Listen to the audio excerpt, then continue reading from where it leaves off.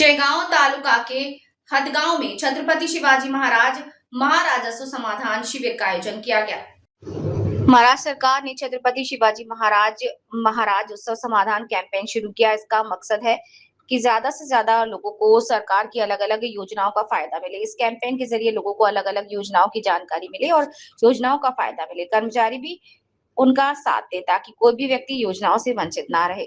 Shegaon पाथड़ी MLA Monika ताई राजली ने इस camp के जरिए गांव वालों और कर्मचारियों से अपील की है कि सरकार के अलग अलग विभागों के तहत इलाके के लेवल पर आम जनता, किसानों, छात्रों और महिलाओं की सरकार के अलग अलग विभागों से जुड़ी रोजाना की समस्याओं को हल करने और जनता की शिकायतों का तुरंत हल निकालने के साथ रेवेन्यू एडमिनिस्ट्रेशन को ज्यादा लोगों को ध्यान में रखकर कुशल और गतिशील बनाने के लिए राज्य के हर जिले के तालुका में मंडल लेवल पर छत्रपति शिवाजी महाराजस्व कैंप लगाए जा रहे हैं। शेगांव तालुका के 8 मंडल डिवीजन में शेगांव पाथड़ी की जिम्मेदार एमएलए मोनिका ताई राजली की अध्यक्षता में अलग अलग सरकारी योजनाओं का फायदा दिलाने के मकसद से कैंप लगाए जा रहे हैं। सरकारी कैंपेन के लिए प्रोविंशियल ऑफिसर प्रसाद माते और अलग अलग सरकारी डिपार्टमेंट के अफसर और गाँव वाले बड़ी संख्या में मौजूद थे। महाराष्ट्र से पांडुरंग निंबालकर की रिपोर्ट।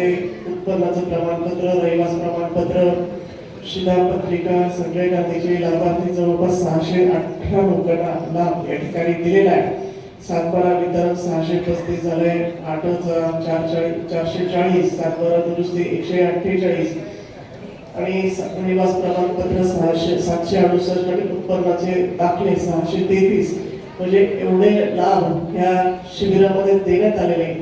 सकाळी 9:30 ते संध्याकाळी 5-5:30 पर्यंत हे शिबिर या ठिकाणी चालू आहे। आपण जिथे बसला त्या सभागृहाच्या डाव्या आणि उजव्या बाजूला आपल्याला जे लाभ या ठिकाणी तात्काळ देता येतील कागदपत्रांची पूर्तता केल्यानंतर त्यासाठी आपण नोंदणी करून ते लाभ द्यायचे काही योजना आहेत की त्याला आपल्याला तहसीलला जाऊन कागदपत्रांची छाननी असेल आणि 7-8 दिवसामध्ये त्याचे कागदपत्रांची पूर्तता झाल्यानंतर लाभ देता येतील असे काही जे आपल्या योजना आहेत। विशेषतः टोलाचे प्रकार किंवा संजय गांधी श्रावणबाळाची मृताची आपल्याला तपासणी करावी लागते कागदपत्रांची, पण जे शक्य आज या ठिकाणी आहे ते निश्चितपणे याचा लाभ देईल। आपण सर्व लाभार्थ्यांना या ठिकाणी विनंती आहे की कार्यक्रम झाल्यानंतर हे शिबिर 5 वाजेपर्यंत चालू आहे।